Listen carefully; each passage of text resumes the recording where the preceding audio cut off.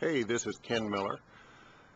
Just wanted to show you the details of the new Spyder RTS.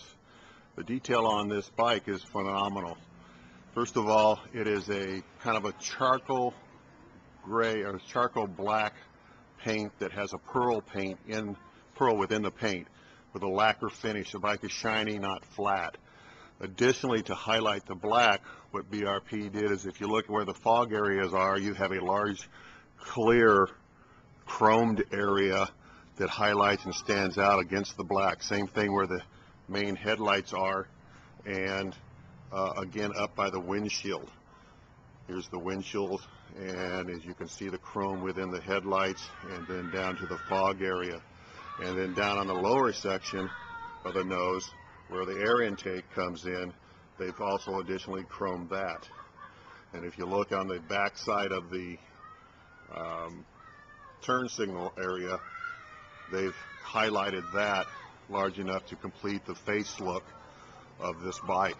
They've done a great job of making this a very detailed, almost like a Rolex watch, to highlight just enough to put the bike together and make it stand out from the other bikes. Additionally, the wheels are a 6-spoke chrome wheel. This is different than the stock original Spyder wheel that was kind of an aluminum color, or in my case I had the six-spoke wheels that had some color added to it. Now, additionally, what they did was the chrome, they've added chrome detailing to the bags, and then again to the back of the bike, so that it stands out. And I gotta tell you, you got a nice BRP on the back, and I like it. And I love the tail lights. They're big. On the regular Spyder RS, one of the things I did is I had to put additional lighting back there so that people could see me, because there wasn't enough light, as far as I was concerned, to see. And now you've got lighting back here that people are going to be able to see you, and it's bright. There's no doubt in anybody's mind that you're coming up or you're braking, they're going to see these lights. From there, what I want to show you is that the cluster that we keep hearing about and talking about is a digital screen, and it gives you all the different functions such as the radio, CB. It's in French, can't read it. Then all your preferences for right down to the English or what country you're in, the clock radio, and all that kind of stuff. It's really a very well done, and it is easy to read. There is some glaring on there that any bike that may have. You'll have to get over it. But functional, I bet you at nighttime you can really see well. I've yet to ride the bike at night, so we'll see. On the right side, you have a temperature gauge that you can actually watch, and instead of seeing all those little bars go up, I got 4 bars, 5 bars, you actually have a gauge now. On the left side, you have the fuel gauge, and that fuel gauge, I'm still trying to determine how that's going to work as far as my mileage and where I can compute. And it does have a trip meter, A and B, and I'm still playing with that on this bike as I'm learning how to find everything. And then we have the famous card, the one that everybody hates to read, that keeps telling you to read. We still have that, so thank you for that. Then just below the handlebars, you've got another set of switches, which has the parking brake. So you just simply push a button and this brakes, and you can feel the bike grind to the ground. You got a lid pop release where you just push a button and now that lid will pop open.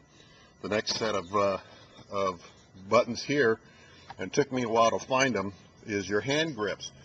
I was riding over here to Ambridge, which is just outside of Pittsburgh, and my hands are getting hot and they're starting to sweat, and I'm going, where the heck is that switch? Well, here they are. They're right here on the front, easy to reach. You don't have to take your eyes off the road. They're right there.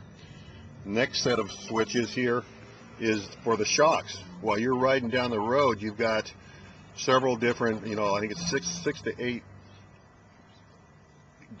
levels of softness to hardness.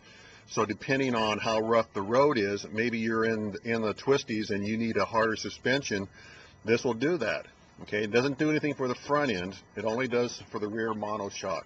Okay, the next button in line is the fog lights. Over on the right handlebar you have the cruise control and the start button, hazard lights, and the kill switch. Over on the left handlebar you've got the command center and the reverse is normal. Now I want you to know that the mode button, which was normally in the back on our bike, is now up front. And I have a tendency when I go to start the bike, I want to keep going to the back, and that's not where the button is on this bike.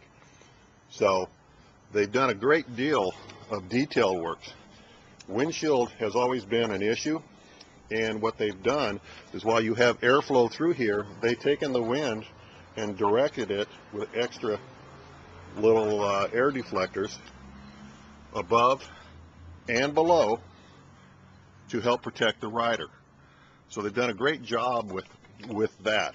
Additionally, the windshield has 3.5 inches of travel. This travel allows anybody up to 6.2 feet tall, and I'm 6'1", to actually get that windshield up and put the air away from you and out of the rider's compartment. So that's the first round of video for this bike. Remember, it's about the ride, not your destination. Talk to you later.